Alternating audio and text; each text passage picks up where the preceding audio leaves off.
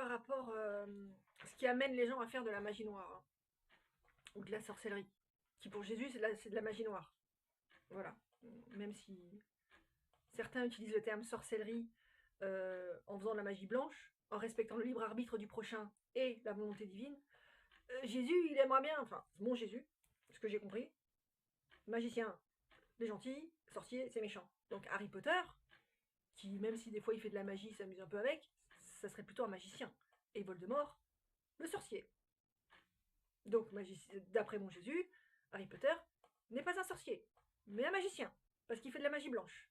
Ok, même si des fois ils s'amusent un peu, parce que c'est des jeunes, ils jouent des fois avec le libre arbitre, machin, ils font des blagues, c'est pas de la magie blanche, hein, mais bon, ils apprennent, hein. Donc voilà.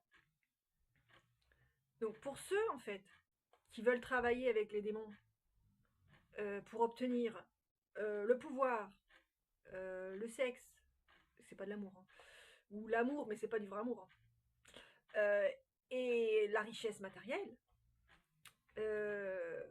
donc Jésus m'a dit qu'il vous invite, toi la petite âme qui te perd sur le chemin de la sorcellerie, de la magie noire, il t'invite à travailler l'humilité, l'humilité et la communication non violente pour arrêter de vouloir avoir le pouvoir et la domination sur les autres. Ça peut être lié à des traumas ou autres, on est d'accord. Mais tu es sur les voies du mal si tu veux avoir du pouvoir sur ton prochain. C'est pas les voies de Dieu. Ne fais pas aux autres ce que tu veux pas qu'on te fasse. Fais aux autres ce que tu veux qu'on te fasse. Tu voudrais qu'on te domine, qu'on te contrôle? Non, le fais pas au prochain. N'oublie pas que tu as ton après-vie quand même, hein. Donc si tu joues avec la magie, la magie noire, donc la sorcellerie, c'est que tu crois au monde de l'invisible. Tu as une après-vie, tu as une âme. Prends soin de ton âme.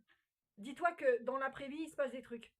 Et choisis de travailler pour la lumière et de tomber dans les bras de Dieu plutôt que de passer une après-vie fort désagréable dans différents endroits que l'on nomme, entre autres, l'enfer, voire le purgatoire.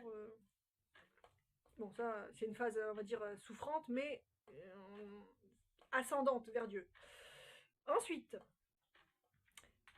Dieu t'invite à travailler la sexualité sacrée, respectueuse. La sexualité dans l'amour. L'amour de l'esprit, dans l'esprit, du cœur, de l'âme, du corps. Et là, c'est magique, hein. Je veux dire, quand tu as une relation charnelle avec quelqu'un, dans l'amour le vrai, c'est une expérience d'une puissance phénoménale qui te reconnecte au cœur, à Dieu, à l'amour. C'est c'est comme une sorte de petit miracle quand tu as une relation charnelle avec amour. Et sans que tu vois des anges, des étoiles, rien. Juste dans l'amour, dans le cœur, ça te met dans un, j'ai dire dans le cosmos. J'ai jamais eu cette expérience de gens qui vivaient la sexualité sacrée avec une connexion à Dieu. Je l'ai lu, mais bon. Donc, vive la sexualité sacrée dans le respect de l'autre, de soi-même, de son corps, plutôt que la sexualité débridée où, genre, tu séduis tout le monde, ou tu obliges quelqu'un à s'attacher à toi. Quelqu'un qui ne veut pas de toi spécialement. C'est de la magie noire, c'est de la sorcellerie. Tu violes le libre arbitre. Tu te mets du côté des forces du mal. Il faut pas faire ça. Pourquoi? Je ne fais pas aux autres ce que je veux pas qu'on me fasse. Est-ce que tu aimerais que quelqu'un qui ne t'intéresse pas vienne faire des formules magiques sur toi pour t'obliger à te mettre en couple avec? Oui ou non? Si la réponse est non, tu vois le bien et le mal. C'est facile à discerner. Est-ce que je le ferai à mon prochain? Oui, non. Non, bah déjà, le fais pas. Voilà. Ouais. Alors bien sûr, tout ça, ça demande une confiance en Dieu, la providence divine. Il ne faut pas oublier que sur Terre, c'est un passage. Alors, c'est un passage effectivement plus ou moins douloureux selon la vie qu'on a, mais il faut travailler les voies de Dieu pour pouvoir en fait avoir une chance de trouver le vrai amour. Et moi, j'aime pas faire peur aux gens avec l'après-vie, l'enfer, mais bon, c'est une réalité quand même. Je veux dire, si tu gères mal ta vie terrestre, quand tu meurs, tu vibres d'une telle façon que tu vas aller dans la strate qui correspond à ta vibration. Donc, si tu as fait le mal, même si au début tu penses pas faire trop de mal. Moi, j'ai vu sur un truc d'assurance. Ils avaient une icône gigantesque. Et ça m'a pas plu. C'était pas de la magie noire dans le sens, c'était pas une icône qui voulait faire du mal au prochain. Pour moi, c'était pas ça. Mais j'ai senti, je pense que l'Esprit Saint Jésus, parce que depuis quand on est né de nouveau, après ça t'ouvre tes clairs, hein, clairvoyance, clairaudience, clairconnaissance. Alors moi, je m'estime pas une grande claire spécialiste, mais bon, je débute quoi, et Jésus m'accompagne sur ce chemin. Et mon ressenti, c'était qu'il y avait eu de la, bah, ça pas de la magie à ce moment-là, c'est de la sorcellerie, parce qu'il y avait eu comme si en fait, ils avaient en fait envoûté cette marque pour inciter les gens, les attirer dans leur boutique, pour après peut-être leur vendre des assurances, des machins quoi. Ça viole le libre arbitre. Donc c'est de la magie noire. En parlant avec Jésus, j'étais là, je me disais, bon, effectivement, il te tue pas, tu vois, c'est pas, il te jette pas de la magie noire pour te tuer ou que tu sois malade, machin. Mais Jésus m'a dit que le problème avec le chemin du mal, tu commences comme ça, tu donnes un tout petit doigt dans le chemin du mal, donc là, il n'y a pas de respect du libre arbitre. C'est pas viens me voir si ça t'intéresse, et non, c'est je t'attire à moi. Ils disent après, tu peux plonger dans les forces du mal. Et peut-être qu'un jour, ils feront de la magie noire bien sale, avec des sacrifices et tout. Vous voyez ce que je veux dire? euh, pour peut-être obtenir plus de clients encore. Ça veut dire qu'ils pensent faire un truc, c'est rien, c'est anodin, c'est juste pour les attirer.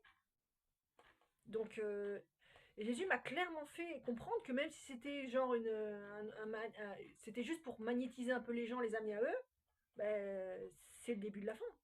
Parce que tu respectes pas le libre arbitre, tu ne respectes pas le libre arbitre du prochain. Et tu tombes dans la magie noire. Et ce qui est dingue, effectivement, c'est que quand tu fais de la magie, enfin, quand tu te dis pas magicien, parce que c'est vrai que c'est. Quand tu es scientifique, que tu lis le livre de la magie divine de Omram, qui vulgarise très bien ça, tout le monde fait de la magie. Même les gens qui disent il faut pas faire de magie. Je suis tombée sur. Comment ça s'appelle? Je sais plus. Je me renseigne sur toutes les religions et je vois Dieu partout. Même sur les religions qui reconnaissent pas Jésus comme Messie ou qu'ils le voient que comme un prophète, je vois Dieu partout, moi. Merci Seigneur. J'adore ça. Comme ça, on est des frères et sœurs en humanité partout. C'est cool. Vive l'amour. Donc, c'était sur un site. Je sais pas si c'était Torah Box ou Shabbat.org. Que je trouve. C'est très bien fait. C'est vachement intéressant pour connaître le prisme juif sur le Tanar. C'est quand même. Voilà. C'est quand même. Ça a accompagné le peuple juif. Et ça accompagne encore le peuple juif, le Tanar. Hein, on est d'accord? Eh ben, j'avais lu quelque chose sur la magie qui disait qu'il y avait un petit débat, est-ce que la magie existe ou pas? Effectivement, qu'elle existe ou pas, si la magie existe et que quelqu'un en fait, il est digne de mort. C'est normal, ils disent ce qui a marqué dans la Bible.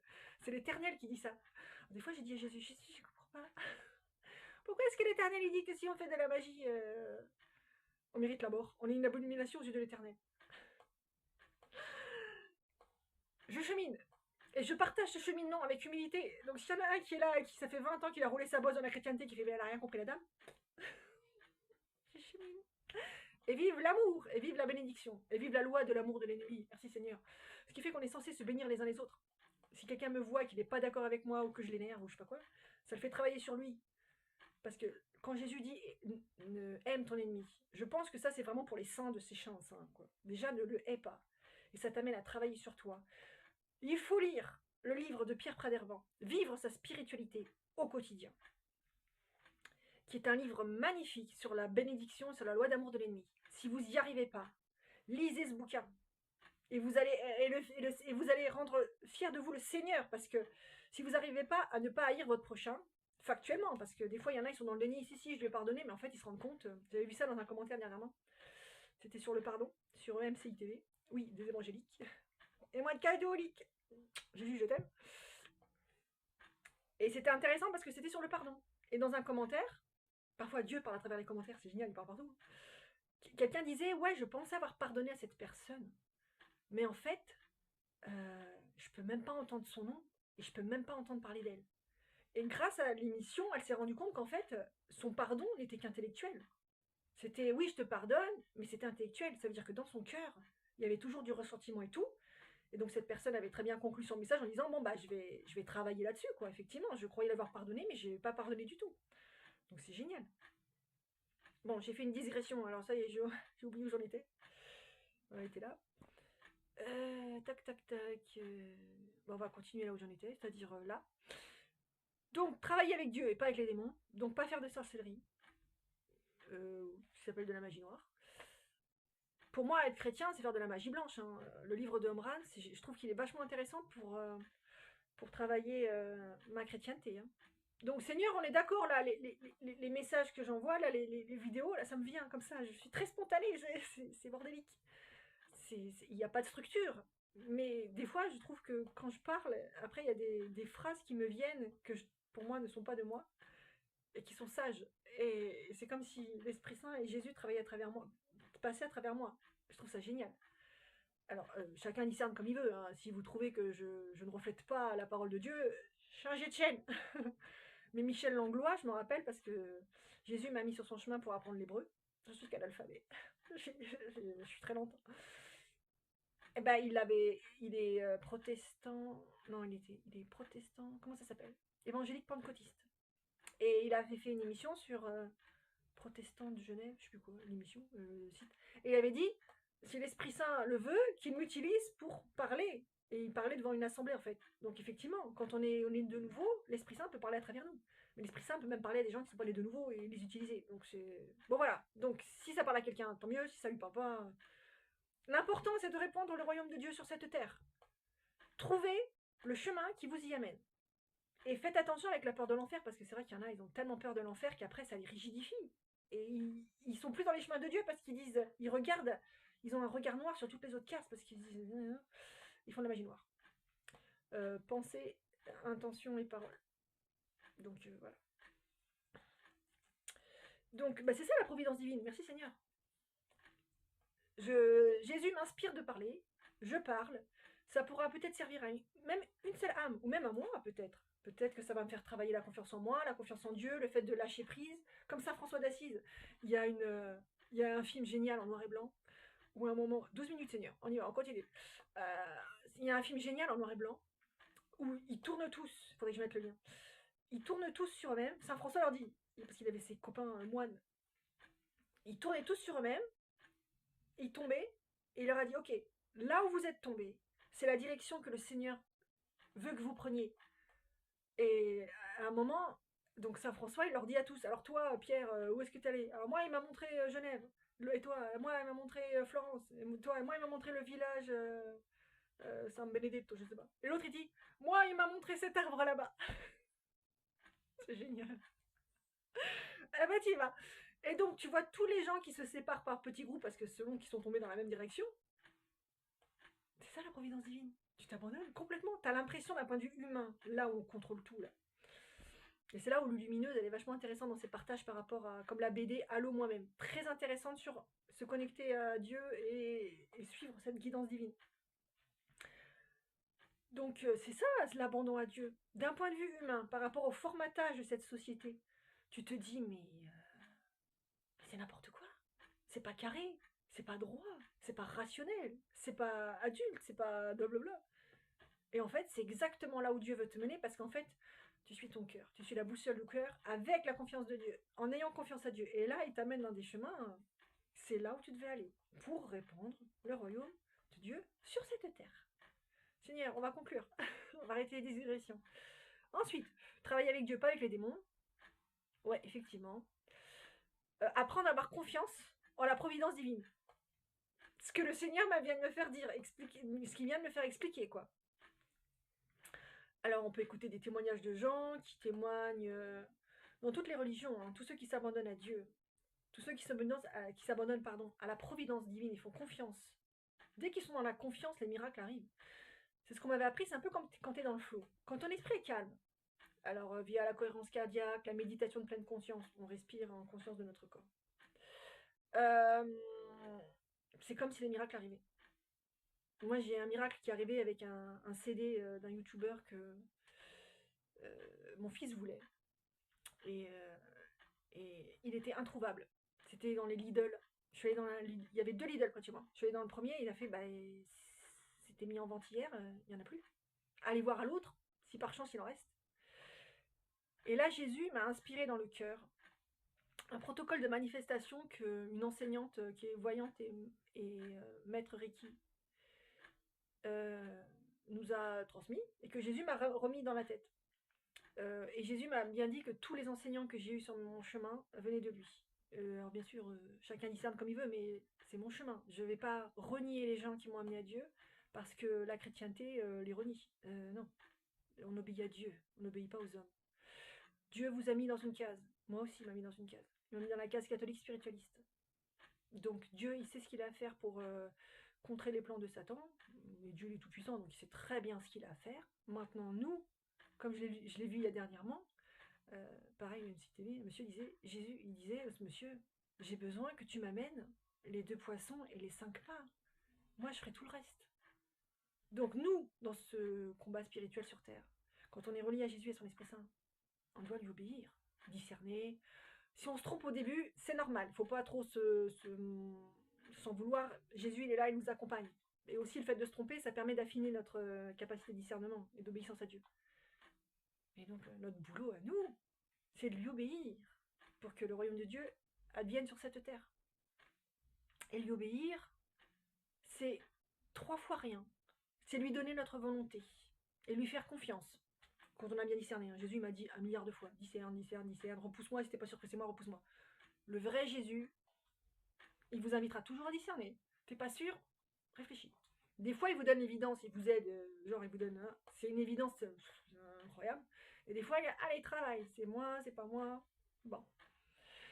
Donc nous, en obéissant à Dieu, comme par exemple là, je suis pas allée à la messe. J'ai flippé, je dis, wow, est-ce que c'est le démon qui veut pas que je respecte Jésus? Oui, je vais à la messe 3-4 fois par semaine, donc pour ceux qui sont chrétiens, vous inquiétez pas, je mange notre Seigneur régulièrement. Et pour ceux qui ne comprennent pas la communion, il faudrait que je fasse un short, il m'a invité à le faire. Bah, c'est lié au sacrifice dans la Bible, en passant. Et donc j'ai discerné. Est-ce que c'est de Dieu? Est-ce que c'est pas de Dieu? Est-ce que c'est mon ego qui, je sais pas, est-ce qu'il y a une part de moi qui veut se montrer, nanana? Vous voyez, je suis à peine coiffée. Bon, il me fait travailler vachement l'humilité. Merci Seigneur. Oh là là, non, moi je veux pas me perdre sur les chemins du mal. Moi je veux te servir Seigneur, ma vie t'appartient, je t'aime. Et je veux pas que mon ego, je veux pas que les créatures m'amènent à te désobéir, même pas en rêve. Oh là, parce que le démon utilise les créatures et les créations via notre ego pour nous faire désobéir à Dieu. Moi, je veux servir Dieu, je veux servir l'amour. Et si je me plante, je veux que ça serve la gloire de Dieu, le bien des âmes ou ma propre sanctification. Parce que Dieu, d'un mal, il peut faire un plus grand bien. À ce moment-là, je veux bien, Seigneur, vivre l'humiliation ultime, il n'y a pas de problème. Mais au moins que ça serve, que ce soit pas, voilà. Je veux pas me perdre dans les voies du mal, non. Merci. Moi, j'ai mon Jésus, je le veux, je ma récompense. Vous savez, quand on passe la ligne d'arrivée, qu'est-ce qu'on a? Jésus. Moi, je le veux, mon Jésus. Il est à moi. C'est mon Jésus. Voilà. Donc, on lui amène nos 2 poissons, nos 5 pains, en obéissant à ce qu'il vient de dire. Et là, j'ai fait au mieux pour discerner en disant... Donc, j'ai fait ce live qui m'a amené à faire cette vidéo, qui peut-être va aider à sauver une petite âme. J'espère que ça serve, Seigneur. Et j'aurais fait mon taf. On est tous des poussières. La star, je vais voir Jésus en ce moment, Jésus-Christ Superstar. La star, toute la gloire revient à Dieu, il y a Dieu seul. Et je comprenais pas ça. Il me l'a fait comprendre via une autre youtubeuse qui s'appelle... j'ai oublié. Et si je le mets, je le mettrai en bas. Qui a dit toute la gloire revient à Dieu. Pourquoi? Parce qu'il y a un combat spirituel en cours. Il faut ramener les athées à Dieu. Si nous, on s'attribue des bienfaits qui reviennent entièrement au Seigneur, bah les athées, qu'est-ce qu'ils vont se dire? Pas besoin de Dieu. Toute la gloire revient à Dieu et c'est pour ça qu'il insiste là-dessus. C'est pas par manque d'humilité, c'est pas parce qu'il se la pète. J'ai jamais vu quelqu'un d'aussi humble. Il est exceptionnel, il est d'une puissance surnaturelle. Il est d'une grandeur, d'une puissance incroyable, d'une beauté. Enfin, waouh. Et j'ai jamais vu quelqu'un d'aussi humble. Parce qu'il s'en fiche de la conclusion intellectuelle sur laquelle on est arrivé. Il n'a pas existé, c'était qu'un simple homme, un simple prophète. Il regarde que le cœur. Il est magnifique. Je l'aime. Ah oui, qu'est-ce que vous voulez? Je suis amoureuse de Jésus. Ici, on aime Jésus. Catholique, spiritualiste, on aime Jésus, on aime tout le monde. C'est-à-dire, quelle que soit votre religion, jamais on vous dira change. Non. Suis la voie d'amour que Dieu a mise dans ton cœur, l'amour sacrificiel, et on retrouve ça dans toutes les grandes religions. Tout va bien. Voilà. Donc, il faut ramener à Dieu les 2 poissons et les 5 pains. C'est-à-dire, par exemple, va parler à cette personne. Esperanza, c'est moi, Espérance. Ouvre ton téléphone. Ouvre ton téléphone. Espérance, mon amour, obéis-moi. Ouvre ton téléphone. Et Jésus fera le reste. Et si ça se trouve, sur cette terre, je ne verrai jamais le résultat de ce qui est là. Jamais. Mais ça sera. Donc l'important, c'est, voilà, on fait tous au mieux, on est tous logés à la même enseigne. Donc, faire confiance à la providence divine, écouter les témoignages de gens qui ont rencontré Jésus, Dieu, voir comment Dieu petit à petit a changé leur vie. Restez dans le calme, le flow, je vous jure, si vous méditez, si vous faites de la méditation simple, hein, pas celle où vous êtes dans le vide, moi je suis une méditation tranquille comme on voit en psychologie, genre Christophe André, machin. Vous méditez avec votre souffle, vous méditez avec les différentes zones de stress dans le corps, faites de la cohérence cardiaque, vous allez apaiser votre esprit, et c'est comme si toutes les portes et toutes les possibilités s'ouvraient, et que l'anxiété se calmait. Vos traumas et votre anxiété se calment, c'est un miracle, juste en faisant ça, enfin c'est dingue comment les outils les plus simples sont les plus puissants, quoi. Et donc, vous allez pouvoir ressentir cette confiance. Si jamais vous crevez de trouille par rapport au lendemain, à la peur de manquer. Plutôt que de faire de la magie noire pour avoir de la richesse matérielle. Non, pensez à votre après-vie, qui est réel. Pensez à votre après-vie. C'est réel. Pensez à votre après-vie. C'est réel. Et on se serre tous les coudes. Nourrissez-vous de belles émissions, de gens inspirants, de gens qui vous tirent vers le haut, des gens qui vous tirent vers la lumière. Faites attention aux faux anges de lumière, visibles ou invisibles, qui vous mentent. Bah, c'est les séducteurs, hein. Placez-vous en conscience sous la protection de Dieu. Même si vous le dites comme ça à la légère en vous disant je ne sais pas si Dieu va m'entendre ou pas. Il est partout, il est omniscient, il est omniprésent. En plus d'être omnipotent, il va vous entendre et il va vous guider.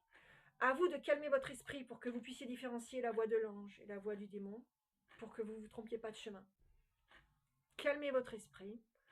Mettez votre vie entre les mains de Dieu, Tout-Puissant, Créateur du ciel et de la terre, qui pour moi est Jésus-Christ, Dieu le Fils, amour de ma vie. Et vous serez réellement accompagné. Et vous serez réellement aidé. Et avec un mental calme, vous pourrez entendre, voir, percevoir les messages que Dieu vous amène sur votre chemin pour vous guider sur le chemin de lumière, pour vous aider quand vous êtes en difficulté, pour vous aider à dépasser une souffrance, parce que des fois on est obligé de traverser des souffrances, on passe par le feu de l'épreuve, c'est le jeu terrestre, hein. Et je suis d'accord avec vous, c'est très difficile. Jésus-Christ notre Seigneur a vécu la passion, il est mort, torturé sur la croix, il sait ce que c'est, on ne peut pas lui reprocher. À un moment je lui ai reproché parce que j'avais oublié ça, l'Esprit Saint plus tard m'a rappelé, je te rappelle que ton Jésus d'amour et de vérité est mort. Et comme l'Esprit Saint c'est Jésus, c'est son esprit, donc c'est lui. Voilà, donc remettez-vous-en à Dieu plutôt qu'au démon. Lisez ce bouquin sur si vous êtes intéressé par la magie, l'invisible, Omram, sagesse. Il est très sage ce monsieur. Mais attention, c'est pas Jésus. Hein. Jésus, c'est que lui. Je vous montre le vrai Jésus. Tada! Il est beau, hein. Ce qui est bien avec le fait d'être catholique, c'est qu'on a le droit d'avoir des... Regardez, il brille, mon Seigneur. On a le droit d'avoir des représentations du Seigneur. J'ai même la Sainte Vierge. Allez, je me sens inspirée. Un moment de Jésus. Hop là! Il est beau celui-là aussi. Et vous savez, c'est lequel lui? Lui, c'est la Vierge des pauvres. Alors si vous êtes pauvre et que vous voulez vous en remettre entre les mains de Dieu, trouvez-vous une petite icône de la Vierge des pauvres. Elle va vous accompagner sur ce chemin. Je vis une situation pas évidente, mais j'ai toujours un toit, de quoi manger, de quoi me soigner, gloire à Dieu. Et je vais voir où Dieu va m'amener, un jour à la fois. Vive Dieu, vive l'amour, soyez tous bénis. Répandez le royaume d'amour sur cette terre. Faites attention à tout le mal que vous avez en vous. Quelle que soit votre religion, vos croyances, ne répandez pas le royaume du mal, répandez le royaume du bien. Soyez tendre avec vous-même, tendre avec votre prochain. Soyez amour, comme notre Dieu était amour. Et soyez tous abondamment bénis. Et vive Jésus, l'amour de notre vie. Amen. Alléluia. Et vive le Seigneur.